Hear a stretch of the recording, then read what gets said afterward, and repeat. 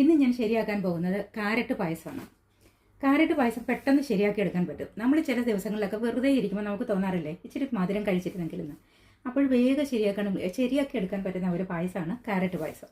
അതിനായിട്ട് ഞാൻ 2 ചെറിയ കാരറ്റ് ചീകി എടുത്തിട്ടുണ്ട്. അതിൻ്റെ ഇടയ്ക്കൊക്കെ ചെറിയ ചെറിയ പീസുകൾ ഇട്ടിട്ടുണ്ട്. കാരണം ഇത് കാരറ്റ് വെന്ത് വരുമ്പോൾ ഇതിടയ്ക്ക് ഇങ്ങനെ കിടക്കുന്ന ഒന്ന് കടിക്കാൻ ഒരു രസമാണ്. അതുകൊണ്ടാണ് ഇങ്ങനെ ചെയ്തത്. പിന്നെ ഞാനിന്ന് ഉണ്ടാക്കുന്നത് പാലിലാണ്, പശുവിൻ പാലിൽ. ഇത് നമുക്ക് തേങ്ങാപ്പാലിന് ശരിയാക്കി എടുക്കാം, പക്ഷേ ഞാൻ ഉപയോഗിക്കുന്നത് പശുവിൻ പാലാണ്. തേങ്ങാപ്പാൽ ഇഷ്ടമുള്ളവർക്ക് അതിൽ തന്നെ കുക്ക് ചെയ്യാം. ഞാൻ അരമണിക്കൂർ മുമ്പ് തന്നെ കുതിർക്കാനിട്ടിരുന്ന കുറച്ച് ചവ്വരി. അപ്പോൾ ഇത് നമ്മൾ കുതിർത്തെടുക്കുമ്പോൾ ഇത് വേഗം വെന്ത് കിട്ടും, ഇതിൻ്റെ കുറച്ച് പശപ്പ് പോയി കിട്ടും. അപ്പോൾ പായസത്തിൽ കിടക്കുന്ന കാണാൻ നല്ല രസമാണ്.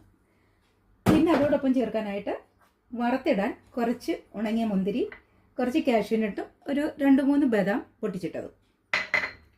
പിന്നെ നല്ലൊരു ഫ്ലേവറിന് വേണ്ടിയിട്ട് 2 കാർഡമം. അത് പൊടിച്ചു വിടാം, ഇങ്ങനെ പൊട്ടിച്ചിട്ടും അതിലിടാം. പിന്നെ നെയ്യ് വേണം. അപ്പോൾ ഇനി നമുക്ക് ഇത് പെട്ടെന്ന് ശരിയാക്കാൻ നോക്കാം. ഞാനിതെല്ലാം സെറ്റ് ചെയ്ത് വെച്ചിട്ട് കാണിക്കുന്നത് വീഡിയോയുടെ ലെങ്ത് കൂടാതിരിക്കാൻ വേണ്ടിയിട്ടാണ്. ഓക്കെ, അപ്പോൾ നമുക്കിത് റെഡിയാക്കാൻ തുടങ്ങാം. ഇനി നമുക്കൊരു പാൻ വെച്ചിട്ട് ഇതിലേക്ക് 2 സ്പൂണ് നെയ്യ് ഒഴിച്ചു കൊടുക്കാം. അപ്പോൾ നെയ്യ് തന്നെ ചേർക്കണം, നെയ്യിൽ ചെയ്യുമ്പോഴാണ് ടേസ്റ്റ് ഉള്ളത്. 2 സ്പൂൺ നെയ്യ് ഒഴിച്ചു. തീ ഒരുപാട് കൂട്ടി വെക്കരുത്, ഒരു മീഡിയം തീയിൽ വെച്ചിട്ട് നെയ്യ് ഒന്ന് ഉരുകട്ടെ.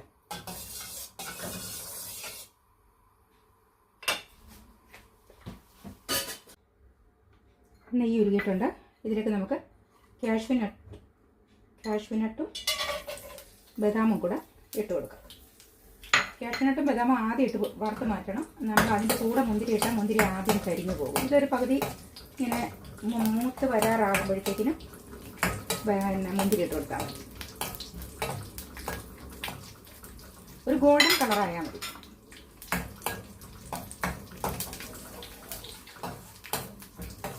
അപ്പോൾ ഇത് ഏകദേശം ശരിയാവാറായി. അതിലേക്ക് നമുക്ക് മുന്തിരി കൂടി ഇട്ട് കൊടുക്കാം. മുന്തിരി ഇട്ടാൽ വേഗം റെഡിയാവും. അപ്പോൾ പെട്ടെന്നധികം മൂത്തുള്ളതല്ലോ.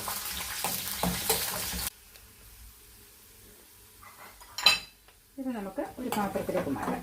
തീ കുറച്ച് വെച്ചിട്ട് തന്നെ മാറ്റണം, അല്ലെങ്കിൽ ഇതിൽ തീ കയറും, ഈ നെയ്യ് കരിഞ്ഞു പോകും.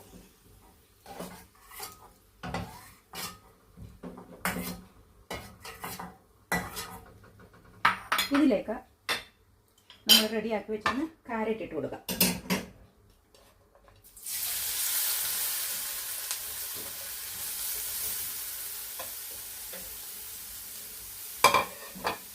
കാരറ്റ് കൊള്ളിട്ടു നന്നായിട്ടൊന്ന് വഴറ്റി കൊടുക്കാം. ഈ ഒരു ഇച്ചിരി കൂടി കൂട്ടി വെച്ചു. കാരറ്റിന് വലിയ വേവില്ല, വേഗം നമുക്ക് റെഡിയായി കിട്ടും. ഞാനിവിടെ കുറച്ച് ക്വാണ്ടിറ്റി ഉണ്ടാക്കുന്നുള്ളൂ. നമ്മൾ ആൾക്കാർ കൂടുതലുണ്ടെങ്കിൽ കൂടുതൽ ക്വാണ്ടിറ്റി എടുക്കാൻ നമുക്ക്. ഇതിനകത്തിൽ ഞാൻ ചേർക്കുന്നത് ശർക്കരയാണ്. പഞ്ചസാര ചേർക്കേണ്ടവർക്ക് പഞ്ചസാര ചേർക്കാം. ഞാൻ കുറച്ച് ശർക്കര ഉരുക്കിയാണ് ഇതിൽ ചേർക്കുന്നത്. ശർക്കര ഞാൻ ഉരുക്കി വെച്ചിട്ടുണ്ട്. നമുക്ക് ആദ്യം തന്നെ അത് ഉരുക്കി വെച്ചിരുന്നാൽ അത് തണുത്ത് കിട്ടും.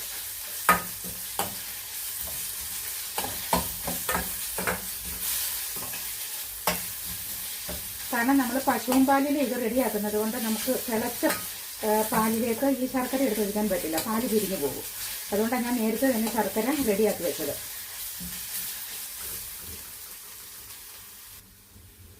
ഇതൊരു 3-4 മിനിറ്റ് ഇങ്ങനെ വഴറ്റി കഴിയുമ്പോഴേക്കും ഇത് വേകും. 4 മിനിറ്റൊക്കെ മതിയാവും. വളരെ ചീകി അരിഞ്ഞിരിക്കുന്നത് കൊണ്ട് വലിയ വേവുണ്ടാകത്തില്ല ഇതിന്. ഇതിങ്ങനെ കുക്കായി വരുമ്പോൾ തന്നെ നമുക്കറിയാം.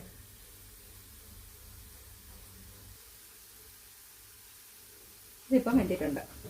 നമ്മൾ തീ കൂട്ടി വെച്ച് കരിച്ച് കളയാതെ പ്രത്യേകം ശ്രദ്ധിക്കണം. ഈ പരുവാകണം ഇത്. ഇത് നമുക്ക് ഈ പാത്രത്തോടെ തന്നെ മാറ്റി വെക്കാം. അതല്ല നമ്മൾ ഈ പാത്രത്തിൽ തന്നെയാണ് പായസം വെക്കുന്നതെന്നുണ്ടെങ്കിൽ ഇത് കോരി വേറൊരു പാത്രത്തിലേക്ക് മാറ്റിയിട്ട് അതിൽ തന്നെ നമുക്ക് പാലൊഴിച്ചിട്ട് പായസമാക്കാം. ഇതിപ്പോൾ ഞാൻ വേറൊരു പാത്രത്തിലായതുകൊണ്ട് ഞാൻ ഈ നെയ്യോട് കൂടി തന്നെ ഇത് മാറ്റി വയ്ക്കുകയാണ്. ഞാൻ മാറ്റി വെച്ചു. ഇനി നമുക്ക് പായസം വെക്കാനായിട്ട് ഒരു പാത്രം വെച്ച് കൊടുക്കാം. അതിലേക്ക് ആവശ്യത്തിനുള്ള പാലൊഴിച്ചു കൊടുക്കുക. തേങ്ങാപ്പാലാണെങ്കിൽ നമുക്ക് തേങ്ങാപ്പാൽ 1, 2, 3 അങ്ങനത്തെ പാല് പിഴിയേണ്ട കാര്യമില്ല. നമുക്ക് അല്ലാതെ തന്നെ പാല് ആവശ്യത്തിന് ഒറ്റ പാലായിട്ട് തന്നെ എടുത്തിട്ട് ഒഴിച്ചു കൊടുത്താൽ തിളപ്പിച്ചാൽ മതി. അതാകുമ്പോൾ കുറച്ച് വെള്ളം കൂടി ചേർക്കണം. ഇത് ഓൾമോസ്റ്റ് 1 ലിറ്റർ പാലിനോട് എടുത്തുണ്ട്. നമുക്ക് എന്തോരം ഈ കരക്കുണ്ടോ അതനുസരിച്ചിട്ട് നമുക്ക് ചേർക്കാം. ഇതൊന്ന് തിളക്കട്ടെ. ഇതൊന്ന് തിളയ്ക്കാൻ ഇങ്ങനെ തുടങ്ങുമ്പോൾ തന്നെ നമുക്ക് ഈ ചൗവരിയും കൂടെ ഇട്ട് കൊടുക്കാം. ഇതെല്ലാവർക്കും അറിയാമല്ലോ, ചൗവരി എന്ന് പറഞ്ഞാൽ സാഗു. ഓരോ സ്ഥലങ്ങളിലും ഓരോ പേരായിരിക്കും, പക്ഷെ നമ്മളിതിന് ചൗവരി എന്നാണ് പറയുക. ഇപ്പം ഞാൻ ശർക്കര പാനിയാക്കി വെച്ചിരുന്നെന്ന് പറഞ്ഞത് ഇതാണ് ശർക്കര. നമുക്ക് ആവശ്യത്തിന് മധുരത്തിനുള്ളത് എടുക്കാം. ഇത് ക്യാരറ്റിന് മധുരം ഉള്ളതായതുകൊണ്ട് തന്നെ നമുക്ക് ശർക്കര ഒരുപാട് ആവശ്യമായി വരത്തില്ല. ചിലർക്ക് മധുരം ഒരുപാട് ഇഷ്ടമാണ്. ഞാൻ പൊതുവെ കുറച്ച് മധുരം ചേർക്കാറുള്ളൂ, പ്രത്യേകിച്ചും ക്യാരറ്റിന് മധുരം ഉള്ളതായതുകൊണ്ട് തന്നെ.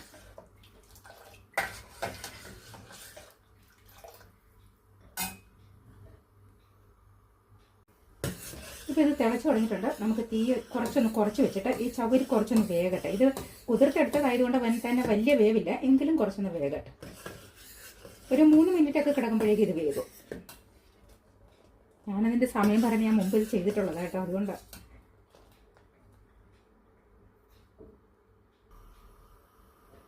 ഇപ്പോൾ ഇത് വെന്തിട്ടുണ്ട്. ഇതിലേക്ക് നമുക്ക് റെഡിയാക്കി വെച്ചിരുന്ന ക്യാരറ്റ് ഇട്ട് കൊടുക്കാം. ആ നെയ്യോട് കൂടി എല്ലാം കൂടെ ഇട്ട് കൊടുക്കണം. നെയ്യ് ഇതിനൊരു പ്രത്യേക ഫ്ലേവർ അല്ലേ.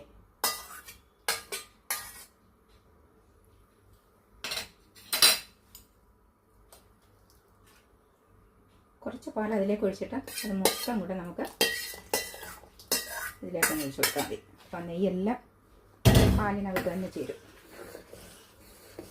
ക്യാരറ്റ് ഇട്ടപ്പോഴത്തേക്കിനും പായസത്തിൻ്റെ കളറ് മാറി.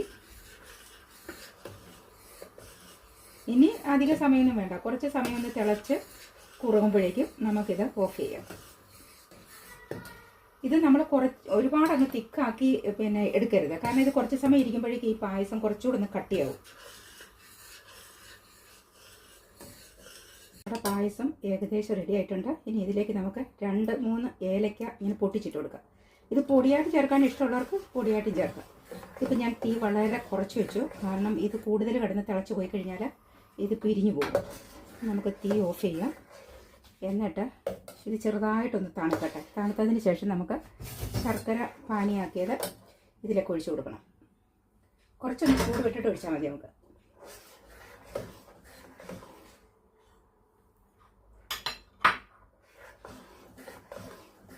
ഏലക്ക ഇടുമ്പോൾ നമ്മൾ പൊടിയായിട്ട് ഇട്ടാൽ ചിലർക്കൊന്നും അതിങ്ങനെ അതിനൊരു ചെറിയ കടുപ്പ് കിട്ടത്തില്ല, അത് ഇഷ്ടമല്ല. നമുക്കിതിൻ്റെ ഫ്ലേവർ അറിയാൻ മതിയല്ലോ, അതുകൊണ്ട് ഞാനിങ്ങനെ പൊട്ടിച്ചിട്ട്. അതല്ല, അത് പൊട്ടിച്ചിട്ട് അതിൻ്റെ അരി മാത്രമായിട്ട് വേണമെങ്കിൽ ഇടാം. ഇതിപ്പോൾ കുറച്ച് ചൂട് വിട്ടിട്ടുണ്ട്. നമുക്ക് കുറച്ച് ശർക്കര ഒഴിച്ചു കൊടുക്കാം. മധുരത്തിനനുസരിച്ച് മാത്രം ഒഴിച്ചു കൊടുത്താൽ മതി. ആദ്യം കുറച്ച് ഒഴിച്ചിട്ട് മധുരം നോക്കിയതിന് ശേഷം പിന്നെ വേണമെങ്കിൽ മാത്രം ഒഴിച്ചു കൊടുക്കാം. കാരണം ഈ ക്യാരറ്റിന് മധുരം ഉള്ളതായതുകൊണ്ട് തന്നെ ഒരുപാട് മധുരത്തിൻ്റെ ആവശ്യം വരത്തില്ല. ഇപ്പം അടിപൊളിയായിട്ടുള്ള ക്യാരറ്റ് പായസം റെഡി ആയിട്ടുണ്ട്. ഇത് ശർക്കര ഒഴിച്ച് കഴിഞ്ഞിട്ട് പിന്നീട് നമുക്ക് തിളപ്പിക്കേണ്ട കാര്യമില്ല. ഇതിങ്ങനെ എടുത്താൽ മതി. അതിനുശേഷം നമുക്ക് ഫ്രൈ ചെയ്ത് വെച്ചിരുന്ന കശുവണ്ടിയും മുന്തിരിയും ബദാമും കൂടെ ഇട്ടിളക്കാം. എന്നിട്ട് ഇതൊരു അല്പസമയം നമ്മളിങ്ങനെ അടച്ചു വെച്ചിരുന്നാൽ ഇതിൻ്റെ ഫ്ലേവർ എല്ലാം ഇറങ്ങും. അപ്പോഴേക്കും ഇത് പായസം അടിപൊളിയാണ്, നല്ല ടേസ്റ്റായി പായസത്തിന്. ഇതിപ്പോൾ നമുക്കൊരു സെർവിങ് പ്ലേറ്റിലേക്ക് മാറ്റി ഞാൻ കാണിക്കാം. ഇതിപ്പോൾ കുറച്ച് സമയം ഞാൻ വെച്ചിരുന്നു. ഇനി നമുക്കിത് സെർവിങ് പ്ലേറ്റിലേക്ക് മാറ്റാം. തവി കൊണ്ടും കോരി ഒഴിക്കാം, ഇങ്ങനെ എടുത്തങ്ങ് ഒഴിക്കാം. കണ്ടോ, നമ്മളുടെ അടിപൊളിയായ ക്യാരറ്റ് പായസം.